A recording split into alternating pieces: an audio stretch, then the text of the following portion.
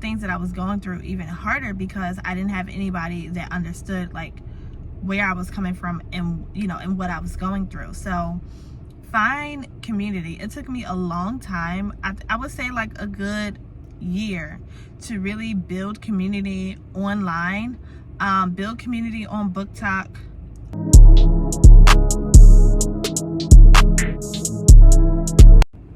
Alright guys, so hello, my name is Briyanna Michelle. I am a black woman, but I'm a black indie romance author and I am working on a new story. Okay, so I'm working on a new story that's pretty much almost done. That's pretty much always done, but I wanted to talk about being an indie author, right? So like I've been an indie author technically since October of 2021. I released my first book, Finding My Way Out of Darkness. Then I took it down in 2023 and I rewrote it and released it. And it came out in November of 2023. So it came out almost 2 years later. It is now a romantic suspense between an FBI agent and a sex trafficking victim. It is a very beautiful book. It's great, but like I want to talk about how just 3 things that I've learned since being an indie author in the last 2 years, right? Number 1, community is so important. Like community is so important. So for all of my indie authors out there, or just authors in general, find other authors that you can talk to, other authors that you can be in conversation with, because here's the thing, right? When I was looking for a community, the first time that I published a book, I didn't have any other authors to talk to. I just had my family and I had my friends, but they didn't know anything about writing a book. They didn't know what it meant to be an indie author. They didn't know anything about that, which, you know, I understand because they weren't authors. So it just made like the things that I was going through even harder because I didn't have anybody that understood like where I was coming from and, you know, and what I was going through. So find community. It took me a long time. I would say like a good year to really build community online, build community on Book Talk.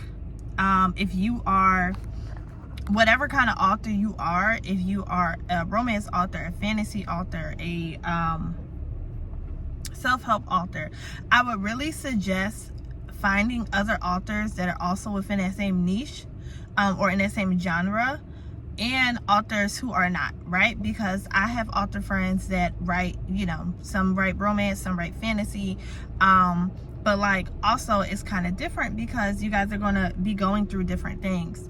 And also like when you find community with other authors, y'all can write together, right? So like I think that it is so awesome when you find people, authors that can be, you know, in your inner circle where you guys can talk about just like the different woes, talk about marketing, talk about how, you know, being an indie author, it kind of goes up and down, right? Like on Monday you may make $150. On Tuesday you may make $3. It just really depends on like what's going on, right?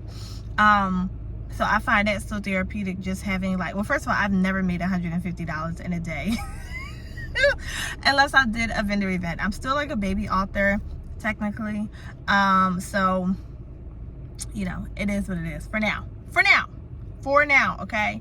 And I also just want to document, you know, this time, because who knows what could happen next year, right? And I want to bring you guys along with me, my readers, if you are one of my readers watching this video, or if you are a fellow author, colleague, friend, buddy of mine. Let's get into it, right?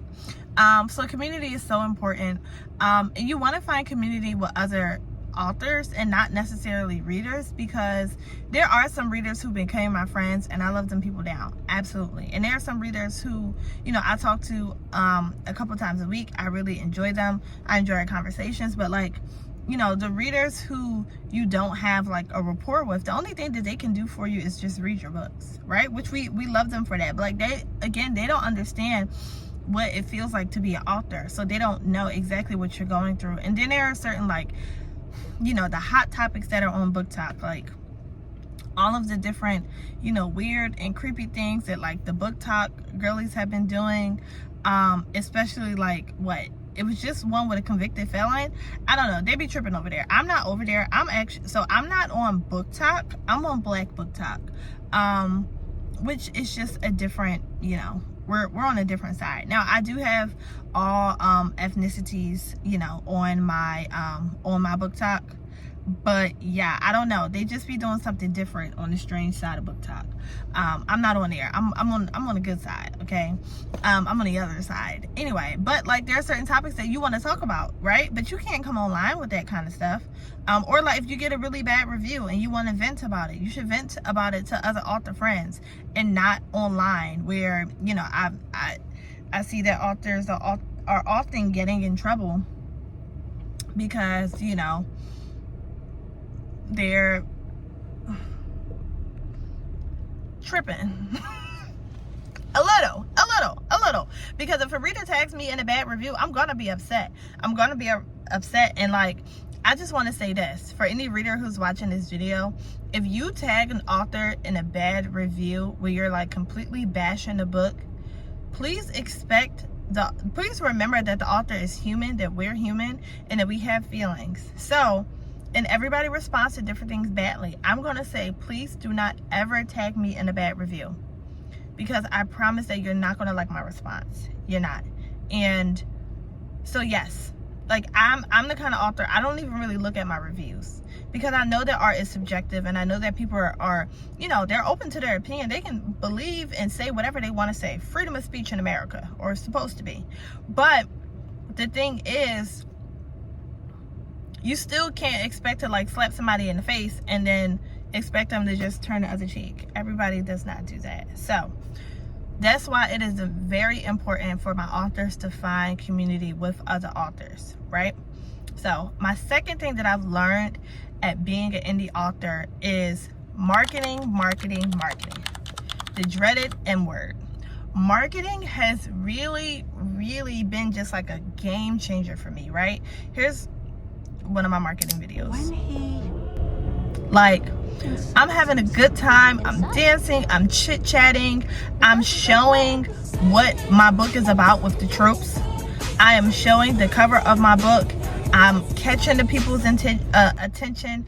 I'm in and I'm out, right? Like, you know, us as humans, we have a very short attention span. So when you're marketing books, you have to grab your reader's attention within the first 3 seconds. Honestly, because if you don't, they're going to keep scrolling. And this is like, I do the same thing, right? Like, if I'm watching something and someone in the video does not catch my attention, I'm scrolling because I'm off this. You know, I'm done with this.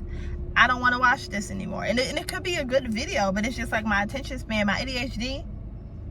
Yeah, I'm done after like 4 seconds, truly. So that is why I want to encourage you guys to really find a marketing strategy that works for you. Do some research. See what other indie authors are doing. When I published Find My Way Out of Darkness, I really took the time to research. Like, I was following other indie authors at the time. I was just looking like, okay, what are they doing? What are the readers engaging with? Like, how's it going, right? And I found that mostly other authors will either post a quote of their book, post the tropes of their book, and post the cover. Like, marketing is so repetitive. Shout out to Bella J for that quote, because that's really what it is, right? It's repetitive. We are posting I'm posting the same kind of video about 3 times a day, every day.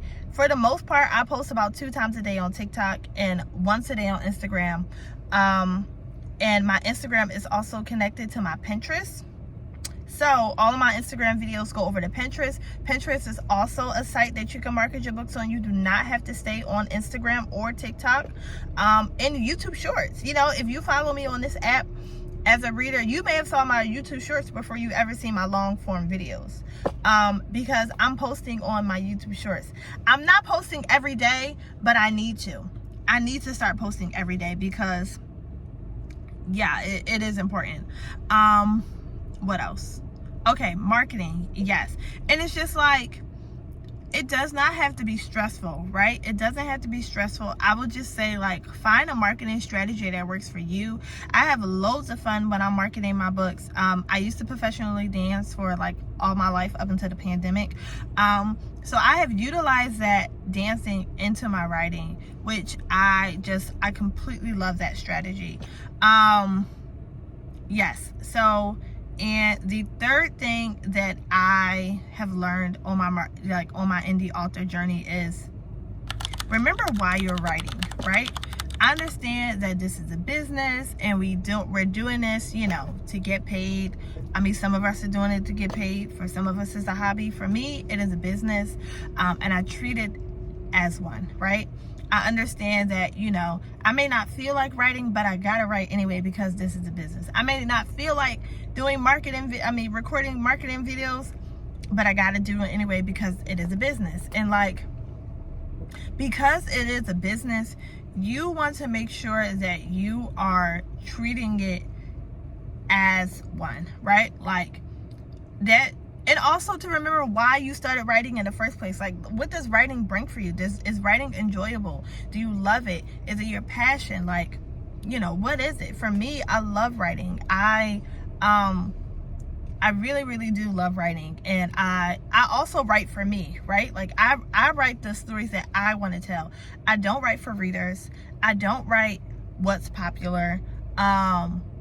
I come up with a storyline that I enjoy, and then I'm like, okay, the readers will enjoy this. And also, like, sometimes if you don't have readers who, if you are publishing your first book and you're not sure if you have readers that will like your book, you kind of got to start to do a little extra work, do a little digging, and try to find the readers that are going to enjoy the kind of books that you write. So if you write dark romance, start following other dark romance authors, start engaging with other dark romance readers, and really just try to find the people that are, you know, within your niche.